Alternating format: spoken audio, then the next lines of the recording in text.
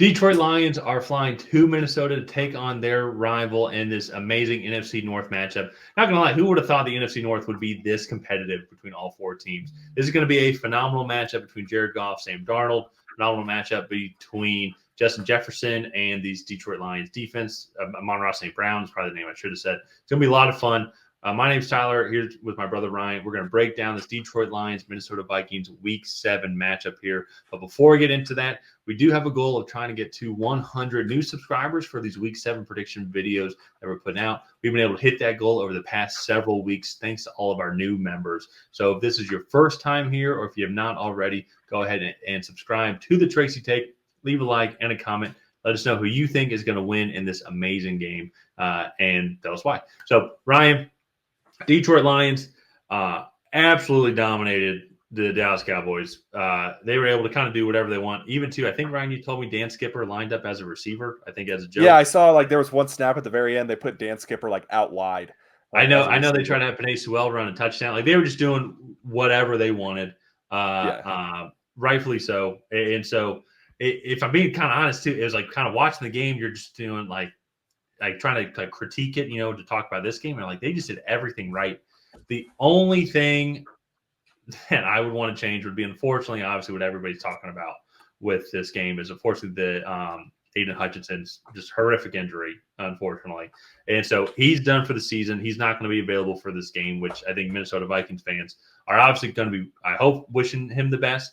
But at the same time, they're glad that they're not going to be playing against him because he's just been an absolute beast. And on the flip side, though, Minnesota's coming off a bye, probably much needed bye, starting out 5-0. We last saw them in London after they beat Aaron Rodgers and the Jets here. Team's looking great. Sam Darnold's looking great. It's funny. Statistically, the Vikings are just average offensively, but I feel like they're just very efficient. I think that's the biggest thing. And so want to throw it over to you.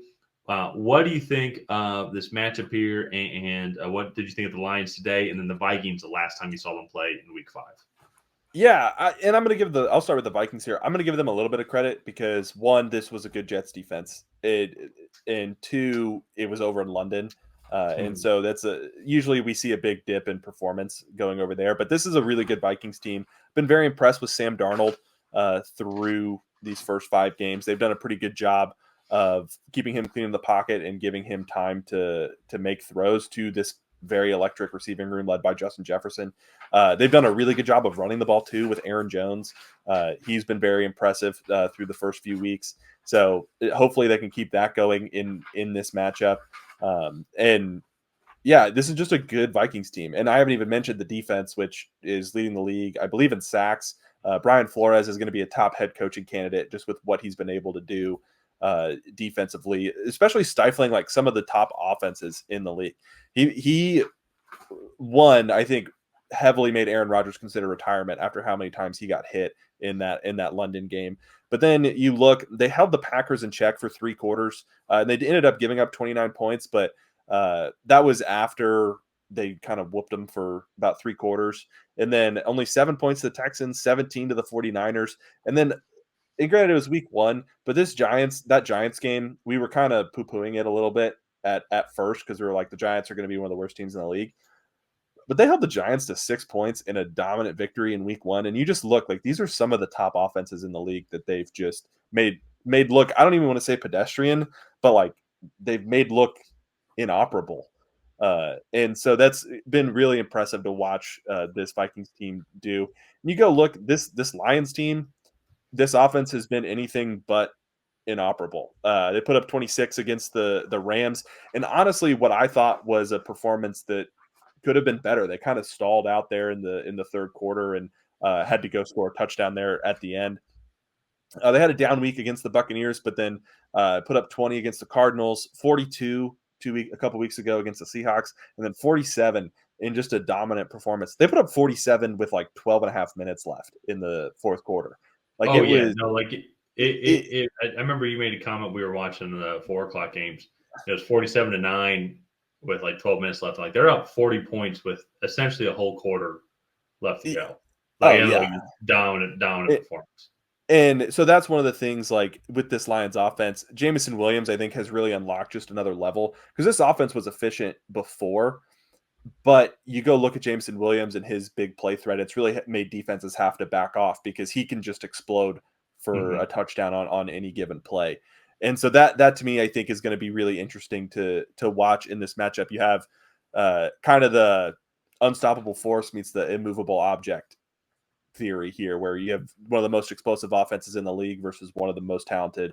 I don't say talented. One of the most effective defenses in the league, because I really think this is this defense is the sum of our the sum of our parts is greater than the whole or whatever. Well, you I know don't what know. expression I'm I trying just to know they say. make it tough. Yeah, They just make it tough for teams to score on them, and then at the yeah, same time too. And you're talking about Minnesota, right? yeah. Yeah. And then at the same time too, you got the best receiver in the league, and you got honestly Kevin O'Connell's doing. I'm going to talk about the Vikings in general, though, and how Sam Darnold's doing. I think a lot of that credit has to go to Kevin O'Connell, as well as getting a guy like Sam Darnold, who we've known has all this talent, as well, just hasn't been able to put the pieces together. Shockingly drafted by the Jets, didn't work out for his career. And so he's been kind of bouncing around a little bit, and maybe he has found a spot here in Minnesota. On the flip side, though, too, Jared Goff and this entire offense is just clicking on all cylinders. I think it's going to be weird saying the emergence of Jameson Williams, because we've known about Jameson Williams, but him now getting his first full seasons of rep, the dynamicness now that he adds to the team, lining up a line outside, but still able to move around, how quick he is, how effective he is now at route running. I think I saw a stat. Last year, about 50% of his stats were vertical routes, and now this year it's about a third, with a lot more in routes and hitch routes. I think a lot of that has to do, like cornerbacks and safeties are just like, he is so quick that they don't really know which way he's going to be going and how effective he can be. And combining that then with how effective they are running the ball as well really makes adds a whole nother level of dynamicness to this team as well. And Amon-Ra St. Brown, Sam Laporta also are just phenomenal. Tim Patrick, the former Broncos receiver, who unfortunately had a lot of injuries in his career, he caught a touchdown pass today. Nearly everybody caught a touchdown pass today. Penei Sewell almost had a touchdown. So just offense seems to be clicking on all cylinders. To be fair, though, I would say, not to hype up this, we've seen this Cowboys defense give up 40-plus points a lot, especially at home randomly. And so still dominant performance. But this team seems to be clicking at the right time, especially going into this week here where Minnesota is coming off a bye. One of the things, obviously, let's talk about Aidan Hutchinson a little bit. I do believe that's going to have a major impact on the Lions season. I'm very curious as of right now. And so I want to mark this on the recording just so I can remember, is where Detroit is at statistically. So the 13th in total yards allowed, 27th in passing yards allowed, 3rd in rushing yards allowed, and 13th in sacks so far on the season with 15. Aidan Hutchinson has had a vast majority of those sacks already. He got a sack while he was getting hurt, actually. It shows you how good he is. I do believe, though, with still, I think, a young secondary within Detroit that is still working on, which is going to be much improved, especially over these next upcoming years. Losing Aidan Hutchinson, which is the main guy that provides a lot of that pass pressure as well. And there's a lot of other good defensive linemen, but he's the main piece there.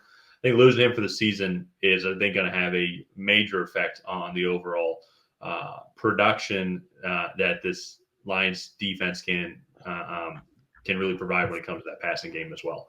I'm curious how it's going to affect the rushing game as well, because if there's one thing that I'm surprised Minnesota's been able to do a lot, but Aaron Jones has had a great year, has been their ability to run the ball. This, I think, was going to be a good matchup. Was going to be this Detroit Lions rush defense versus the Minnesota Vikings rush offense. Now, Aaron Jones got hurt in London, so his status will have to be up in the air. But still, in general, though, you still have Ty Chandler, and I think a lot of rushing production also, too, depends on how well your offensive line is playing as well. Minnesota Vikings offensive line has been playing well a lot. So it's going to be an interesting matchup here. This defensive line for Detroit without Aidan Hutchinson going up against the Minnesota Vikings offensive line and rushing attack. That might be without Aaron Jones, yes, but still I think it's going to be the offensive line that's going to be the primary factor on kind of how well you can run the ball. Whoever wins that matchup, I think, is going to be one that takes it away. Without Aidan Hutchinson, I do find it hard seeing how this defensive line for Detroit, play after play, is going to be the more dominant team. Yeah, and that for me, like, maybe not so much in the running aspect of it. And I'm not trying to say Aidan Hutchinson's not a good run defender because I think he sets the edge well and he's effective in that aspect. So I still think this will be a good rushing defense. But the stat I saw, so he had 6.5 sacks coming into this game. I know the stats you have are after the game, so I'm not sure whatever. But But he that's has at least over. one. He has That was a sack. yeah. He was given a So sack while he was getting hurt. so he has at least 50% of their total sacks in that throughout the season so far. So that's a really big loss, especially when you look just at this division. So the Vikings, one of the best passing attacks in the league. Chicago getting after Caleb Williams is very important, as he showed. He threw for 4 touchdowns today. And then the Packers are another team that are going to be a really good passing offense as well. So like that's going to be really big if they can't replace that production. And they can't replace that production. There's nobody on that roster that's going to be able to come out and through 6 games have at least 7.5 sacks and be able to keep up that pace for the rest of the season. So it's going to be really interesting to see kind of how this game goes. Let's get into predictions here because and I'll kick it off here.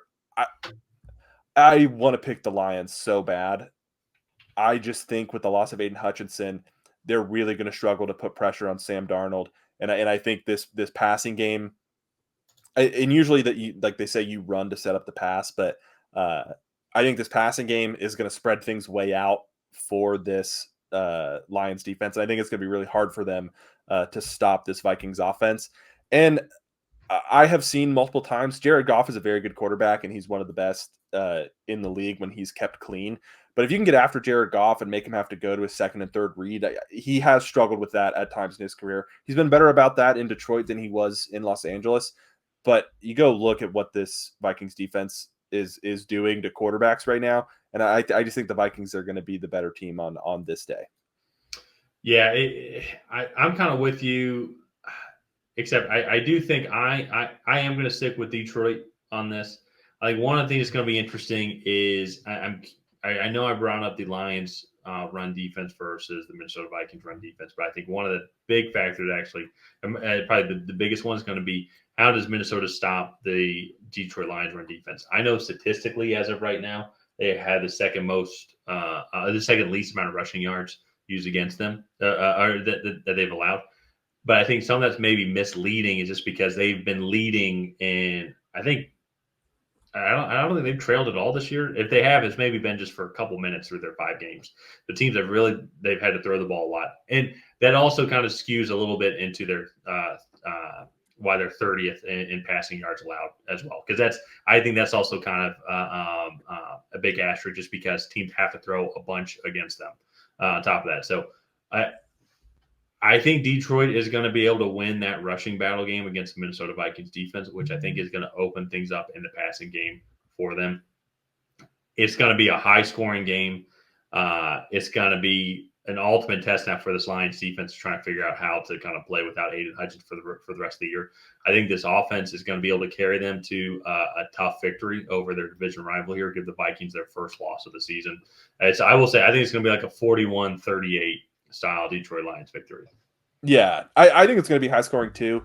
I'm going to say the Vikings are going to win 35-27. I think it's just going to be a fun one. The one thing that I may be underestimating is how well that this Lions offensive line can pass protect. This is probably the best offensive line in the league as a whole. It's up there. It's one of them. Yeah, but Vikings have played well too. So yeah. Vikings offensive line has been playing well also. Yeah, and so I really think this is just going to be a battle of the Titans, but I'm looking forward to it. This is another one. Come 1 o'clock, I'll probably be circling this one as the main game I'm going. So let's go ahead. We'll wrap it up here. We disagree on this one. Go ahead and like and subscribe. It is the best way to help out the channel. And while you're down there, go ahead and leave a comment on who you think is going to come out ahead. Will it be the Detroit Lions? Will it be the Minnesota Vikings? And that we'll see you guys next time.